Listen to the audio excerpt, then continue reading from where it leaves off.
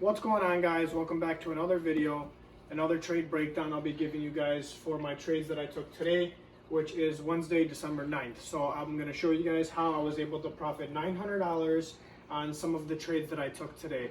I did overtrade today, which I usually don't like doing. I like to take at least 3 to 4 trades and hit my goal for the day, but I was just doing small scalps and just making small profits, and I'll explain that to you guys as well. Another thing I'm going to go over is an indicator that I use when there's an uptrend or a downtrend, and how I utilize that indicator. So the indicator is called VWAP, and I'll explain that to you guys after I give you guys my trade breakdown, so you guys are able to utilize that indicator and have it work for you guys and have it benefit you as well. So if you guys come on over here, I'll give you guys the exact trades I took today and what I took. So the first trade I took was Facebook. So you can see here on my Instagram, I posted my entries and my exits, and I also posted my profits. So Facebook is the first trade we'll go over, which I profited $330.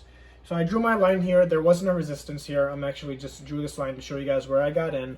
I got in because of flow. So a lot of flow order was coming in for Facebook. People were bullish on it, and I entered right around here. So I came to R1 and it rejected.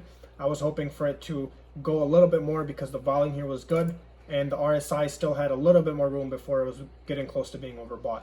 So I held here, and then the second candle sent it off, and the third candle broke up a resistance, and I took profits right here. So again, after the RSI came to being overbought, I took profits, and you guys can see exactly what happened. So when the RSI is overextended, the stock ends up falling. So you can see the stock fell all the way down throughout the whole day, and basically the market sold off. So I was able to profit on calls, meaning I was betting on the stock to go up, and I was able to profit and benefit from that by taking it with flow and playing it with the pivot points. So the second trade we can go over is Penn. HD was a swing. I swung that overnight and I took profits in the morning. We'll go over Penn. So Penn, I believe I took over a resistance break as well. I actually took Penn over the highs. So right here. So you can see again the highest point that stock marked was right here. You can see it, this is the highest point, and I took it above here with volume. So I got in right here, rode the second candle, and took profits at the top here. RSI again, getting close to being overbought.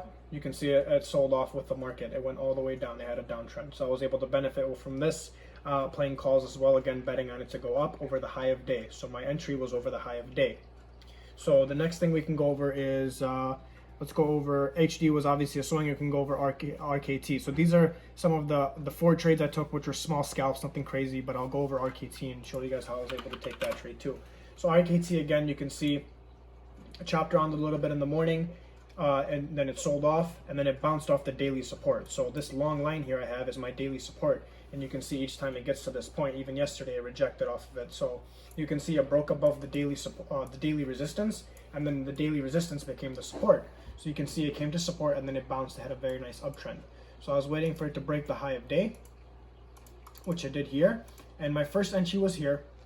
It pulled back. I actually averaged down right here because I actually wanted to get in a big position sizing because I like the volume, and it had a very nice uptrend. So as soon as I got in here, when it pulled back, I averaged down on my contracts. I didn't go too heavy because I was already up on the day, so I just wanted a quick scalp. So I averaged down here, rode it to the top of resistance, and I took profits.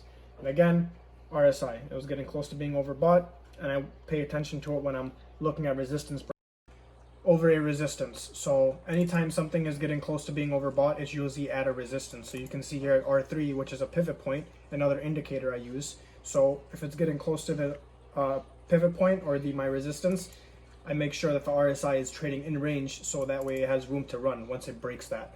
So RKT, I was able to take it over the highs, take profit above resistance on that. I didn't go in super heavy position sizing. So that's basically my trade breakdown and how I was able to make about $900 if you combine all the numbers together.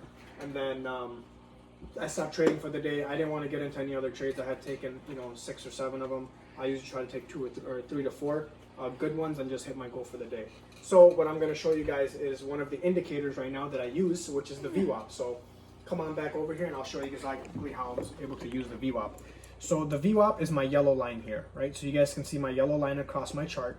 So the way the VWAP comes into factor is when there's an uptrend on a stock or a downtrend on a stock, right? So the first thing we'll go over is an uptrend on a stock. So you can see on RKT, it was on an uptrend, meaning it's going up, and then it pulled back to the VWAP, which is this yellow line.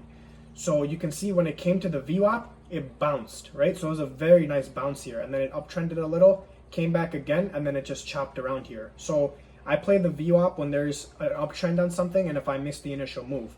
So again, the VWAP comes into factor when there's an uptrend.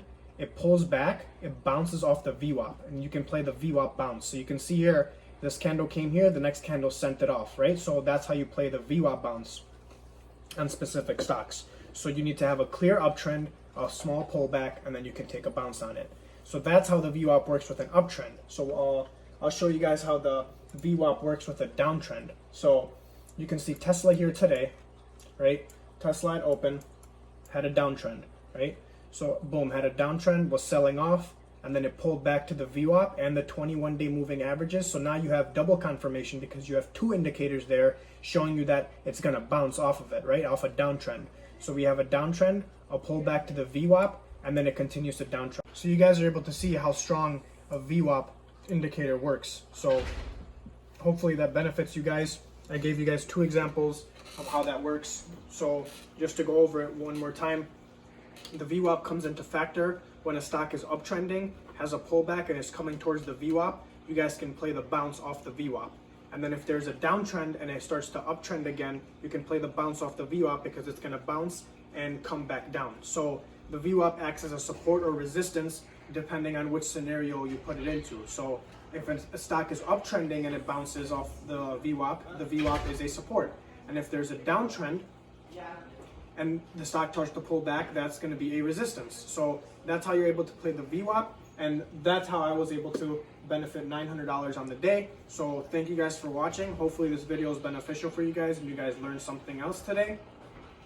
So if you guys are new to this video, you guys can like the video and subscribe to the channel. I try to post content every day. And thank you guys for watching, and I'll see you guys next time.